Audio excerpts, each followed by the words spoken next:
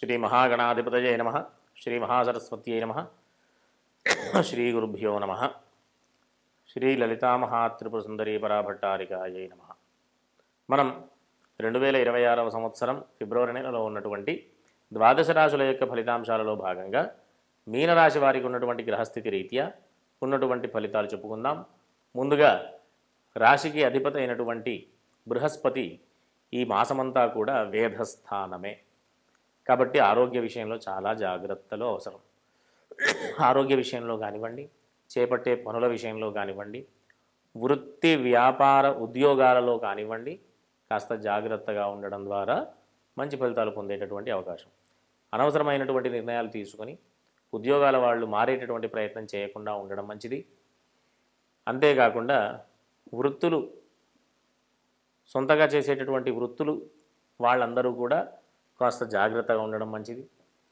కొంత చికాకులు ఉండేటటువంటి అవకాశం ఉంది కాబట్టి వీళ్ళందరూ కూడా ప్రతి గురువారం ఈశ్వర దర్శనం చేసుకోవడం ద్వారా మంచి ఫలితాలు పొందేటటువంటి అవకాశం ఉంటుంది. ప్రధానంగా వీళ్ళకి ఆరోగ్యం, ఎందుకంటే శని జన్మశని అంటే మీనరాశి నుండే శని ఉన్నాడు కాబట్టి ఏల్నాటి శనిలో అది ప్రధానమైనటువంటి జన్మశని కాబట్టి జాగ్రత్తగా ఉండడం అత్యంత అవసరం. ఎన్నో రకాలైనటువంటి ఇబ్బందులకి గురి చేసేటటువంటి పరిస్థితి ఉంటుంది కాబట్టి అందరూ కూడా ఈశ్వర దర్శనంతో పాటుగా ప్రతి శనివారం ఆంజనేయ స్వామి దర్శనం కూడా చేసుకోవడం అత్యంత అవసరం. అంతేకాకుండా ప్రతిరోజు కూడా హనుమాన్ చాలీసా పారాయణ చేయడం, ఒకవేళ అవకాశం ఉంటే నల్ల నువ్వులు దానం చేయడం, నువ్వుల నూనె ఈశ్వర ఆలయంలో అంటే శంకరుడికి సంబంధించినటువంటి ఎక్కడైనా సరే ఆలయంలో దీపారాధన నిమిత్తం నువ్వుల నూనె ఇవ్వడం చాలా విశేషమైనటువంటి ఫలితాన్ని ఇచ్చే అవకాశం ఉంటుంది. అంతేకాకుండా భూగృహ సంబంధమైనటువంటి వ్యాపారాలు చేసేవాళ్ళు కాస్త జాగ్రత్తలు అవసరం. కొంత అవకాశాలు ఉన్నట్టుగా అనిపించినప్పటికీ కూడా ఇబ్బందులు ఎదుర్కొనేటటువంటి పరిస్థితి కూడా ఉంది కాబట్టి జాగ్రత్తగా ఉండడం మంచిది.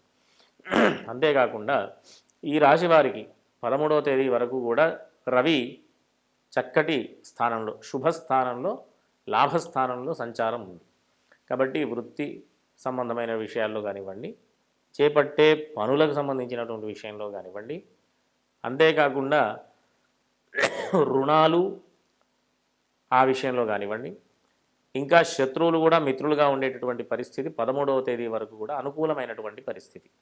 కాస్త ఏమైనా ప్రధానమైనటువంటి నిర్ణయాలు తీసుకునే ముందు 13వ తేదీ లోపు, ఫిబ్రవరి 13వ తేదీ లోపు నిర్ణయం తీసుకోవడం ద్వారా మంచి ఫలితాలు పొందేటటువంటి అవకాశం.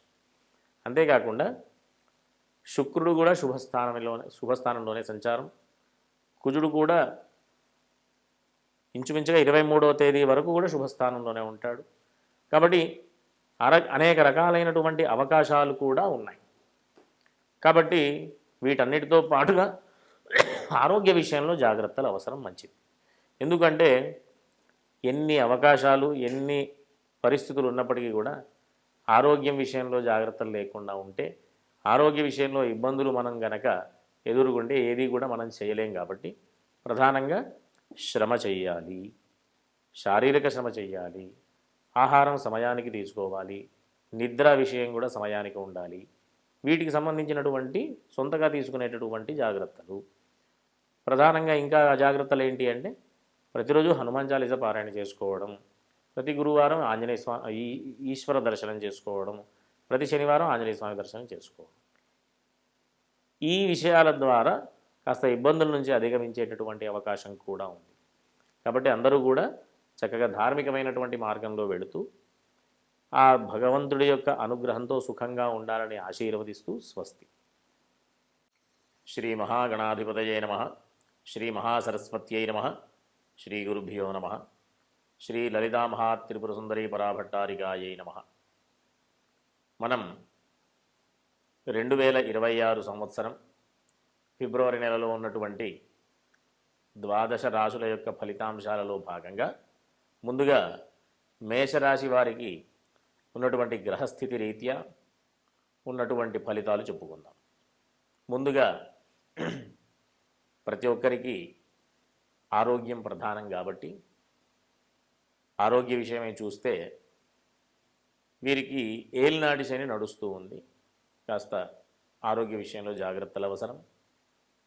అంతేకాకుండా రాశికి అధిపతి అయినటువంటి కుజుడు దశమస్థానంలో వేధస్థానంలో ఉన్నాడు.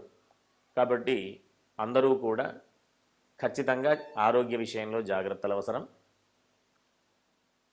కుజుడు 23వ తేదీన మకర రాశి నుండి కుంభరాశిలోకి మారుతూ ఉన్నాడు. కాబట్టి 23వ తేదీ వరకు కూడా అందరూ కూడా ఆరోగ్యపరమైనటువంటి జాగ్రత్తలు తీసుకోవడం అత్యంత అవసరం.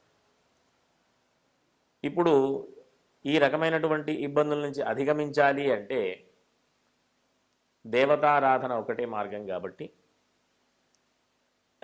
అందరూ కూడా ప్రతి మంగళవారం, అంటే మేషరాశి వాళ్ళందరూ కూడా ప్రతి మంగళవారం, శనివారం, మంగళవారం పూట సుబ్రహ్మణ్య స్వామికి సంబంధించినటువంటి దర్శనాదులు చేసుకోవడం, శనివారం రోజు ఆంజనేయ స్వామి దర్శనం చేసుకోవడం ద్వారా మంచి ఫలితాలు ఉండేటటువంటి అవకాశం, అంటే ఇబ్బందులు ఏమున్నా అధిగమించేటటువంటి అవకాశం.